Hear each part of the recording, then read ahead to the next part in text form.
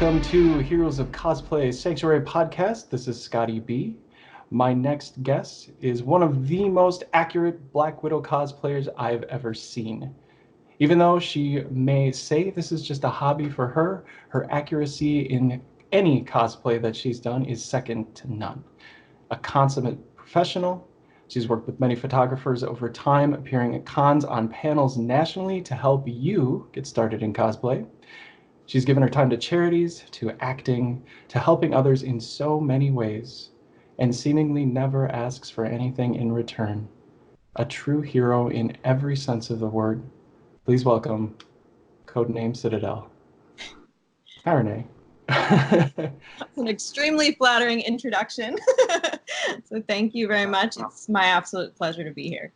Yes, well, thank you so much. And I know it's right around the new year, so this is a really busy time for everybody. So thank you so much for spending this time with me and with the audience and sharing your story.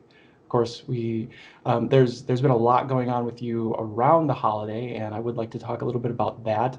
But first, if you wouldn't mind giving your origin story, telling about how you got started in how you got started in cosplay, and just how you discovered it and how you came up with your name, CodenameCitadel. Sure. So in my normal muggle life, I like to say I work full-time in tech sales. I also work part-time at a fitness studio. And then, as you said earlier, I cosplay as a hobby. So I do conventions and hospital visits and charity events. I do several versions of Black Widow, as you mentioned, Wonder Woman, Agent 13, Sharon Carter, Spider-Woman, Julia Carpenter, Atomic Blonde, among others. But basically, Halloween was always my favorite holiday. I love seeing what people would be if they could be anything or anyone that they wanted. And that's a holiday where I think people feel the freedom to do that because everybody else is. But I like hearing kind of why they chose that character, whether it's, a character that already exists or something they made up. And the creativity, not just that went into the physical look of it, but also the personality of it. Does their voice change? Does how they behave change?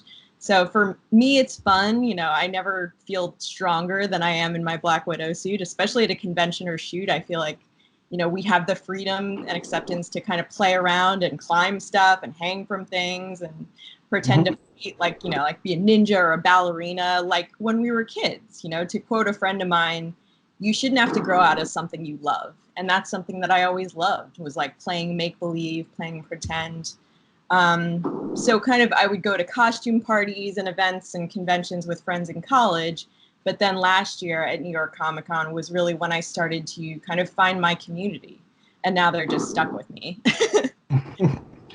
And while New York Comic Con is such a big event, I mean, there's so much going on. There's so many different fandoms, and just like, I don't know, it's really a different level. Like, and I've heard other people say that too. Like, you can go to other cons in different areas, maybe smaller cons, but you go to like New York Comic Con, San Diego Comic Con, it's just a completely different level. But I think, just from what I've seen, you always handle it very well. You're always super nice with everybody that you meet, and I bet like tons of people probably run up to you and they want pictures with you and everything else, especially at some of the bigger cons like New York. And you're from New York, right? You're correct? So I live in New Jersey, so New York Comic Con is kind of my home con, yeah. So, and do you think that it's a little bit bigger in that area? Like, I mean, as far as the people that you know that also cosplay, like you've probably met just a ton of people just because of where you are, versus being kind of out, like I'm in the Midwest, so it's a little different out here. But do you feel like just more connection that way, that you can connect not just with the other cosplayers, but with your cosplay just because of your location?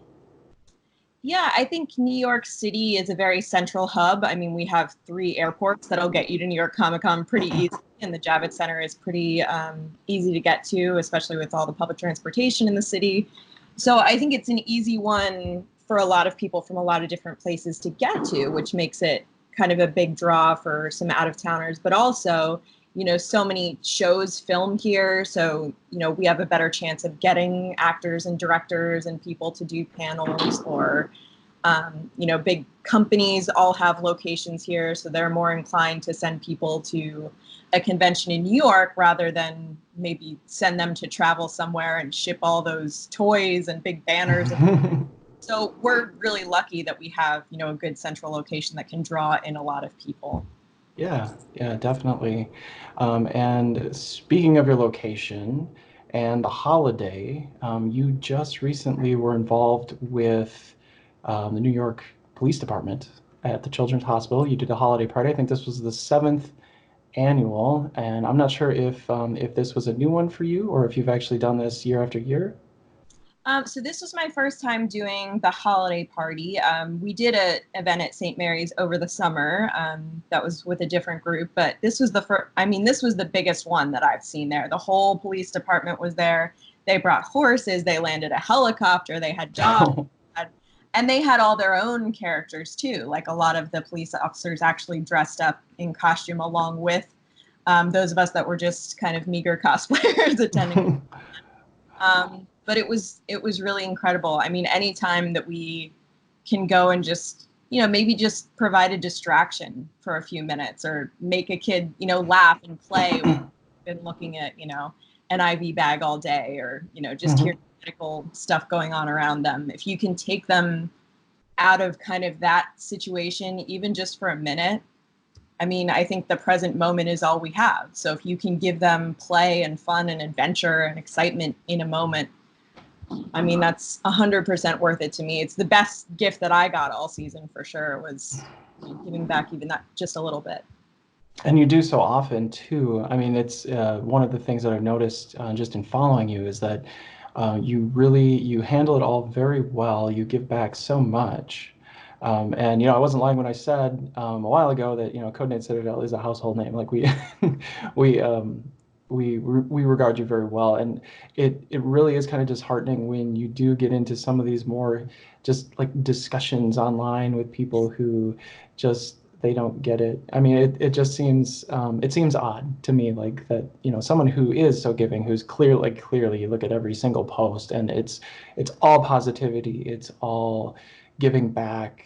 There's really nothing like, you know, it seems so strange that some people really do get like offended by some lack of authenticity in some way. And I think that's where I came into the conversation, because I just didn't get it. I'm like, what are they talking about? And how, I mean, is this, before I get into a lot of the cool things that you've done, and I just wondered if you wanted to speak a little bit on that subject when you do get these kind of just left field discussions with people going on your feed.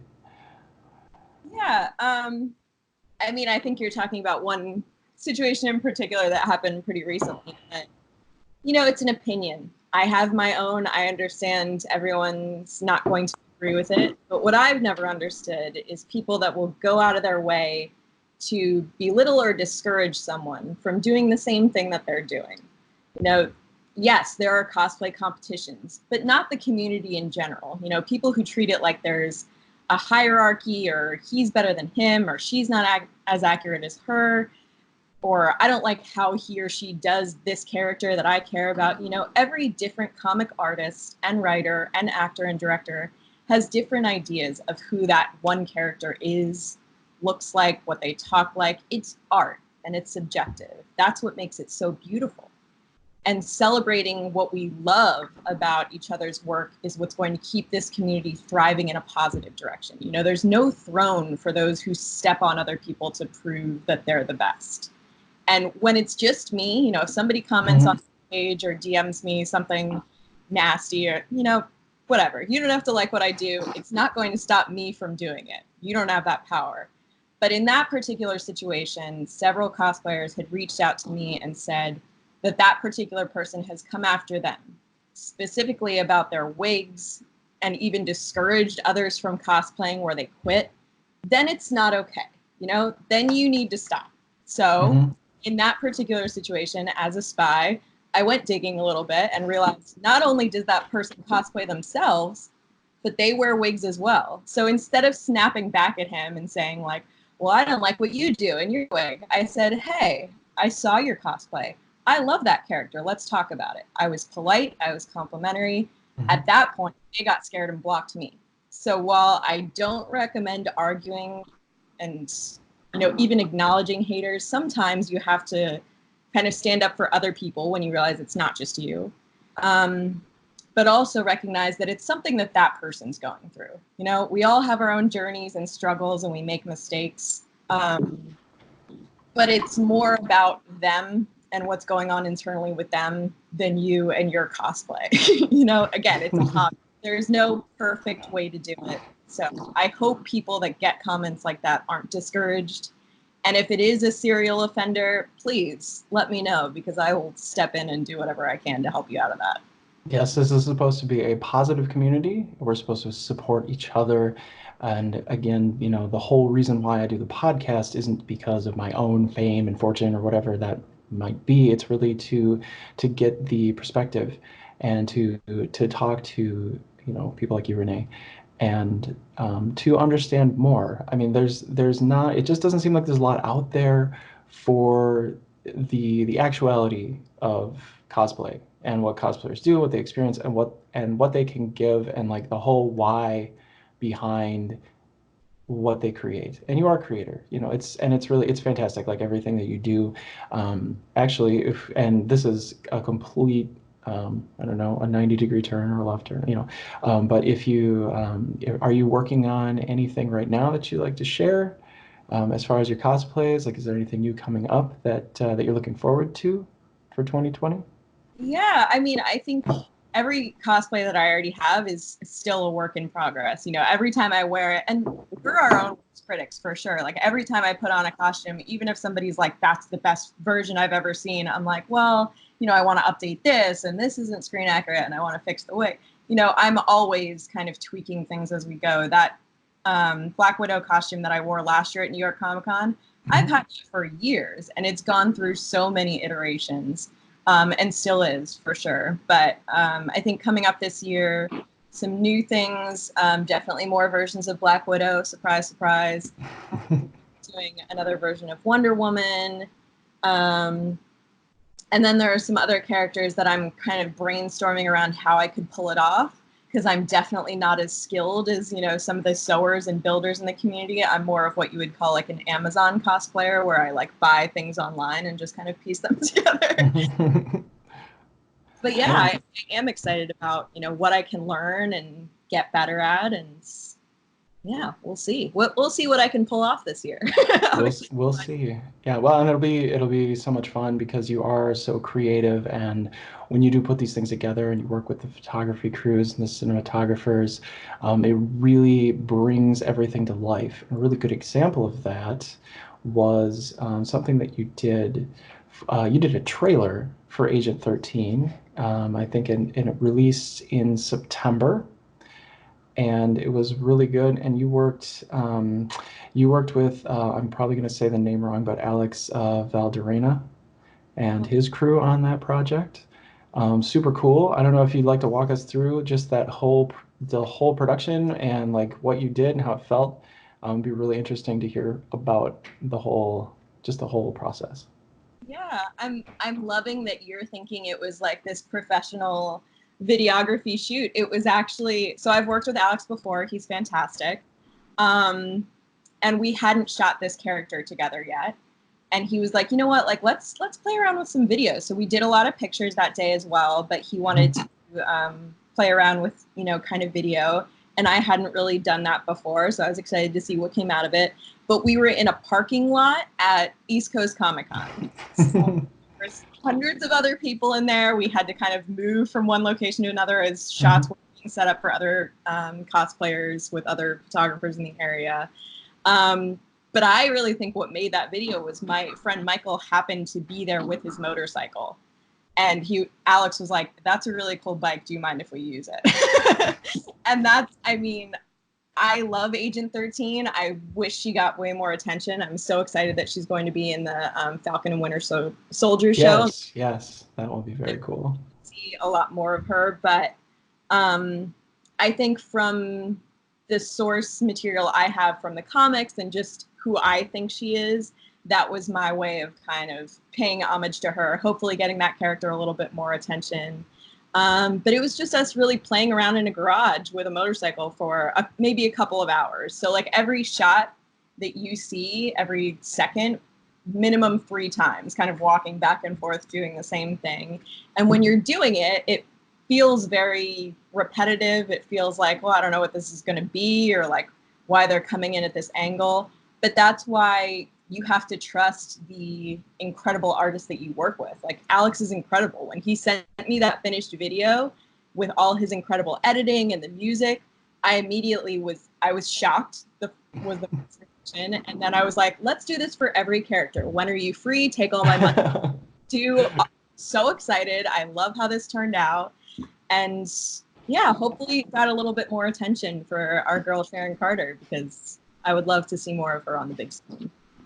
Yes, and I mean, you do a lot to bring the character to life. The whole video is incredible. I will link to it in the podcast notes, so I hope a lot of people go out and then see it and just see how you can work with these directors and filming crews and everything, and just bring this all to life. So there's a lot of discipline that goes into that. I don't know if everybody really understands, because of the way that they just think, oh, well, cosplay's on Instagram and they go to cons, but there's a lot to it. I mean, there's acting, there's, you have to know where and how to position the lighting, how to position yourself, where the camera is. There's a lot of things going on and a lot of things to think about. It really does help, but I mean, it's clear to see that not only do you enjoy what you do, but that you're really good at what you're doing. Like it's fairly fantastic.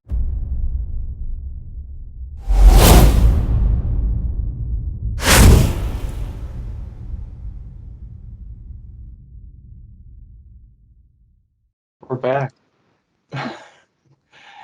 So you have been a panelist at cons previously, and even so much as New York Comic Con, you were a panelist, and you were talking about cosplay anxiety and just how to get into cosplay and cosplay for beginners.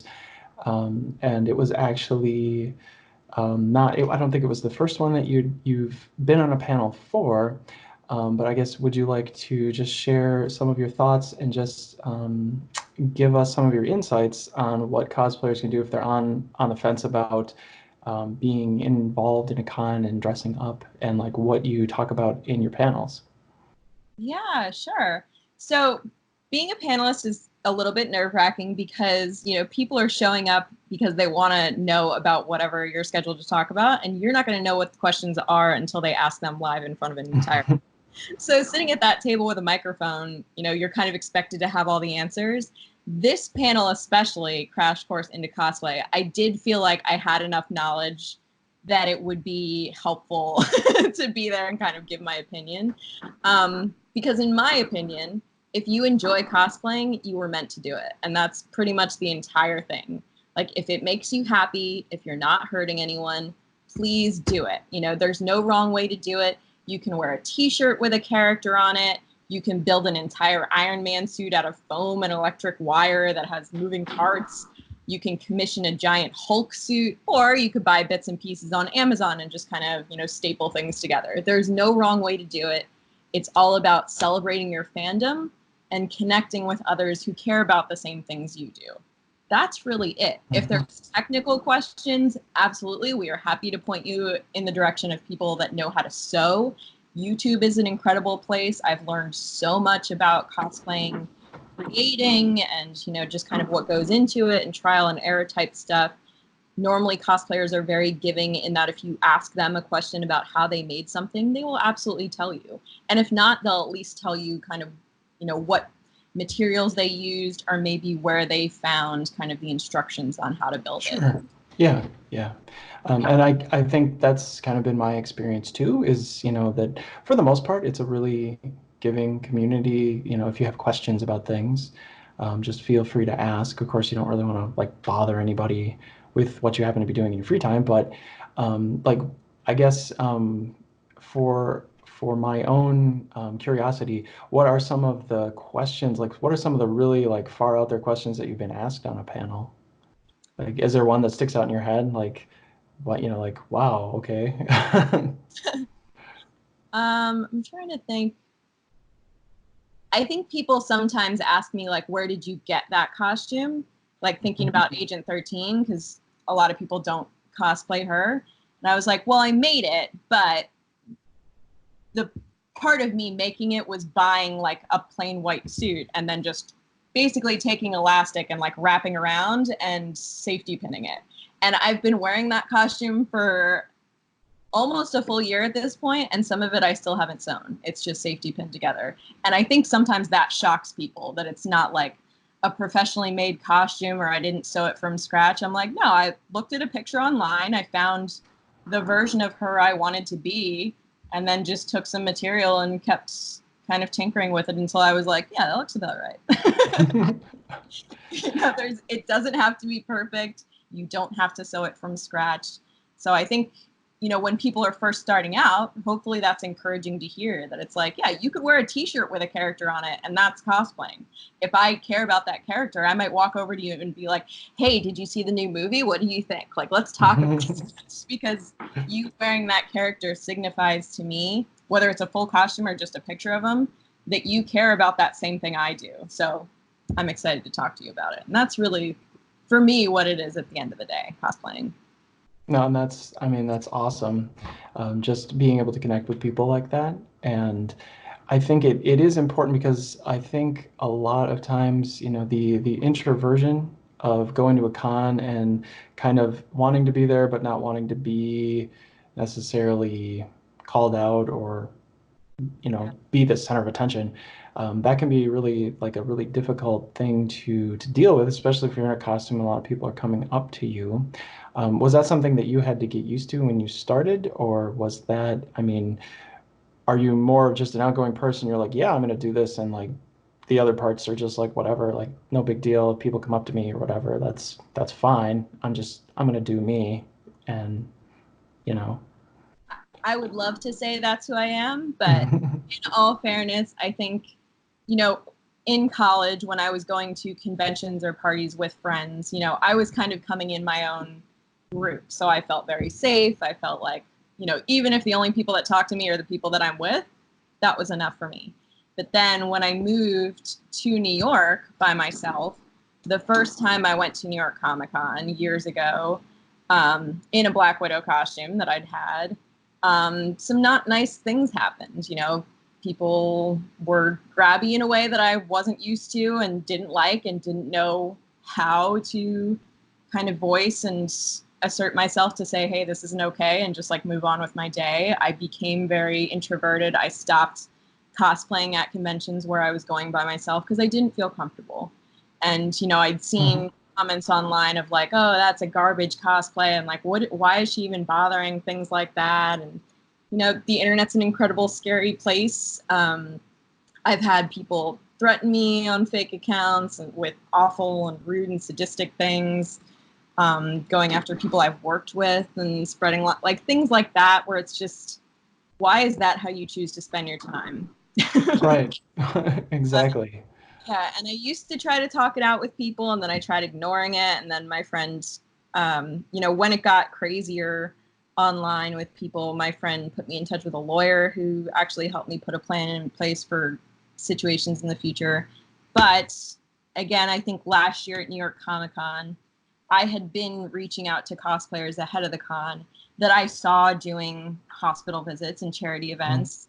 And I was saying, hey, I have a Black Widow costume. I'm sure 8,000 Black Widows. But if you ever need one, I would love to be involved with this. I would love to help out any way I can. Like, please let me know. And some of those people started responding and was like, hey, are you going to New York Comic Con? Let's meet up and talk. And so I met a handful of those people, and that kind of kept growing into their outer circles. And I found my community, like, people that I felt safe with, people that I felt were cosplaying for very similar reasons that I was, people that felt the same way about, spreading positivity and not making it a competition or a scary place. And that's what, was the real turning point. That's what made me want to go to other cons, because I had this community of people that I knew that were going, that if I was in a bad situation, if I did feel uncomfortable or insecure or scared, I had people to go to. So that's another thing that I would say, people that are kind of scared to take that first step, I'll admit it is kind of scary to walk into a convention floor where there's 5,000 people and you don't know any of them, and like especially people in masks, that can be scary for people. But the more that you show up and are kind and supportive to others, you will find your community. And then it will become more of a home. It will become a happier and more fun and exciting place. And so if it's something you enjoy doing, stick with it, be a nice person, you will find your family. Yes, and I mean, you find your tribe, you find your family inside of cosplay. And that is, I guess, that's the positive experience. That's what you really hope that people get out of this, the fandom, the connectivity, rather than it being like kind of a messy, really not so great experience. And I think, unfortunately, it does just happen. And it's really good to hear that you do have, a plan in place, that you've taken actions, and that things have gotten better. They've gotten more positive. And it seems to be pretty minimal now, which is great. I mean, so I have some questions for you. I mean, all I've been doing is asking you questions, but I do have just some kind of a little bit more out there questions. I usually ask the guests 3 questions. One's always the same, 2 are a little bit different, and I will just go right ahead. So the first question that I have for you is, who is your biggest inspiration and why? Ooh, I'm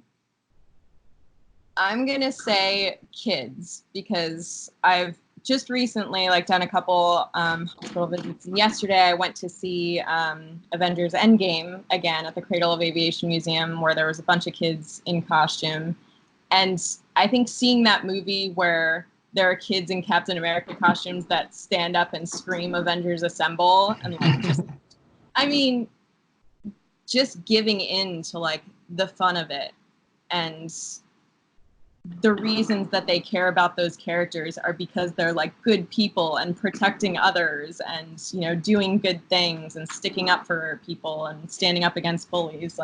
I love that those are the lessons that they're getting out of it, and that makes me remember why I love those characters too. Oh, that's great. It really is, a lot of it is for the kids. And I think it's always great when you see families at cons, and when they do have more available for the kids to get involved with, and cosplayers can get involved with that as well. So it's really cool. My next question. What do you think about Black Widow having her own movie? And do you think that one is enough? Because let's be honest, if we're being honest, all the boys get trilogies, right? Thor has at least 3. Hulk technically has at least 2, or well, he's in every single movie. Captain America gets 3. Iron Man has a trilogy. So is it enough for Black Widow just to have one movie? I mean, okay, so I'm so incredibly excited for the Black Widow movie. It will never be enough. I will keep digging into fan fictions long after. I mean, they're still writing different versions of her in the comics, so I don't have a lack of content for her. I love her. Would I love to see more of her on the big screen? Absolutely. But I think, knowing how this world is still evolving and changing, Wonder Woman was really the turning point. When that came out, I don't think I breathed until it was over. And then I just started sobbing, because the entire time leading up to it and watching it, I was just so terrified, knowing the reality that if it wasn't as good as it was, I may never get a Black Widow movie. So I was so proud the entire time, watching it, and the entire team that put that together, because I was like, you know what? I think we have a shot now. I think Black Widow is coming.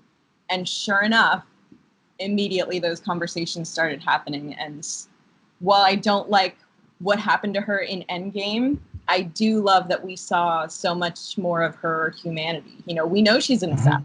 We know she can beat anyone that she's up against. And that's kind of what Endgame proved, putting her up against Hawkeye for the 3rd time that she beat him, is that she is the better opponent. So that's nice.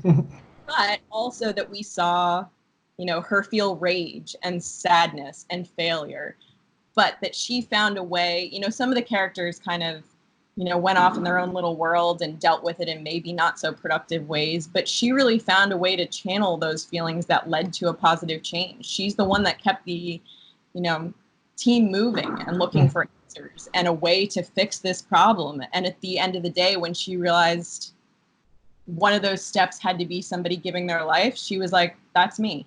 I'm going to do that because I have faith in my team that you're going to finish the job. So as much as I don't like what happened to her in the end, I love that we saw that entire journey for her. And I can't wait to see Yelena and the Red Guardian and Taskmaster up on the big screen. Oh, yeah. I mean, that trailer, I was just like my eyes didn't blink the entire time. I was so excited. I can't wait to see more of the Red Room and all of these other Black Widows. But yeah, the answer is it will never be enough. But I am happy for any new place they want to put her. I'm excited to see more. So she needs to be more like James Bond. We'll just make like 30 movies, all spy movies, yes. And it's no secret, Winter Soldier is it's probably my favorite Marvel movie. And it is because of the interaction that between Captain America and Black Widow, like that makes the show. It's a story. It's just such great storytelling. Mm-hmm. And the two characters play off of each other so well. And it could have just been, if they only made one movie, that would have been it. That was so good. And not to say anything bad about any of the other movies that they make, or DC, because Wonder Woman was a really good movie, and I so appreciate it versus other DC movies. And I've talked about all of the kind of politics around Warner Brothers and stuff like that, and that's it's out there. But yeah, it's so great when they can take a female character and make it strong and give her the lead and just let that go instead of always having it be kind of the samey, it's got to be really strong, like it's got to be Superman again or it's got to be Batman again. I like the direction. So it's also cool that you do pick Black Widow to be like your main, like you didn't go with Wonder Woman. I know you've cosplayed Wonder Woman before. So I just think that it's cool that Black Widow was kind of like, I have to go with her, like this is it. Yeah, and to be honest, I think when I first started getting into Marvel and I was like looking at the Avengers group, and I was thinking, okay, this guy has the super soldier serum, this guy's an actual god, this guy has this Iron Man, like that team up there. And then I was looking at her like, she's a female woman, that's her superpower. But then my brain kind of shifted and I was like, that's what makes her so badass, is that she's a human woman, basically, that like was trained to be this super assassin.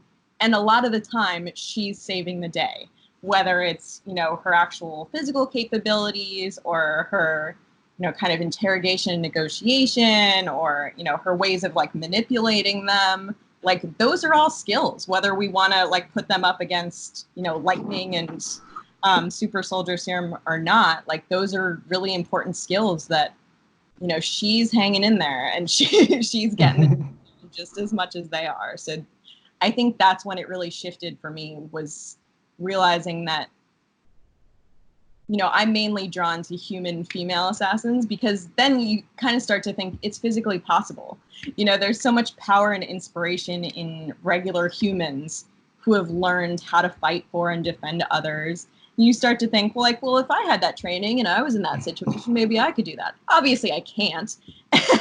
Well, and there's like wires, stunt doubles involved, but it's kind of a more realistic goal than like, okay, well, I can't be Thor, like I don't have lightning, but maybe if I like trained, I could do that flip she does, or I could protect people like she does, or make a difference and stand up to somebody. Like you start to think like that's a hero that I can more identify with. Oh, that's awesome. So I have one final question for you. And it is a question that I like to ask all of my guests. So, what is one way that you would like to make an impact with cosplay? This is something that I've really kind of been thinking more and more about. I did a panel at New York Law School recently, and we were talking about kind of not just how to protect cosplayers, but kind of what those lines are and make sure they're safe. I love, like what people call cosplay, like actually going to hospitals and charity events. And there are so many people out there that do such an incredible job. Colorado Captain, I mean, the tens of thousands of dollars that he's raised and what he does. And like, I don't know if that boy ever sleeps. Like he is nonstop out there raising money for kids, doing whatever he can. Critical Care Comics, there's a Black Widow cosplayer, Katrina Vera, out in Vegas that they are always doing visits. They're always bringing comics. Liz Wonder is another one that I see doing a lot of hospital visits. I would love to be doing more of that. But also, I tell everybody that invites me to an event like that, I'm like, if you have anything, even if it's not cosplay related, like if they don't need people in costume, but, people to come out and support or share a cause or, I'm trying to think of what that is. I think there's so many cosplayers around the country and around the world that would be willing to do things like that if they knew about them, if there was more of kind of like a network that hospitals or charities could call where, it's people that know how to deal with kids and know how to have those interactions. I feel like there is something that could exist. I'm trying to figure out what that is. So if you have suggestions or if there's something like that does exist, like please let me know. Because I think there's a lot of good we could do if we, banded together and had more information to share. No, absolutely. I mean, that's part of building anything in media with cosplay for me is to raise that awareness and to be able to give back like that. It's super important. And definitely if there is an impact to be made, you are certainly making one. I mean, it's just amazing what you do. And again, so appreciative that you took the time to be on the show and to share all of your insights and to speak about everything that you do and how you are working inside of the cosplay community. Where can we find you and how can we support you online? Yeah, I'm trying to be better about social media. Instagram is definitely where kind of I've started, my cosplay stuff. So that's probably the best way to reach me. I have an email linked in there or DM if you want to talk or share an idea. So Instagram, all of the accounts are at CodenameCitadel. So Instagram, I have a TikTok. I haven't figured out how to use it yet. I have a Vero account. We were at their booth in New York Comic Con. That's a great platform. Twitter, Tumblr, maybe YouTube soon. We'll see. But mainly Instagram. You can find all of my upcoming cons listed there as well. As kind of my link tree that includes future cost plans where you can kind of help me decide what gets made quicker, as well as like past coverage of events and stuff that we've done. Excellent. Yes, and please everyone go and support Renee, support what she's doing, on Amazon and just follow her. She's a really amazing person. And again, thank you so much for sharing this, for being on the show. It's been amazing. I hope in someday in the future we can invite you back on and just talk about what's been going on, since. That'd be really great. And yeah. If you have anything else that you'd like to share, just as a concluding or as a final thought, that's fine. Otherwise, I was just gonna say it's been my absolute pleasure. I mean, I think as soon as you reached out, knowing what you wanted to talk about, I was like, yeah, let's do that anytime. But kind of, there's one parting thought that I would kind of leave people with. It's just, again, if it makes you happy and you're not hurting anyone, you were meant to cosplay. Go out and do it. Well said. Very well said. All right. Thank you so much for listening, everyone. This has been Heroes of Cosplay Sanctuary Podcast.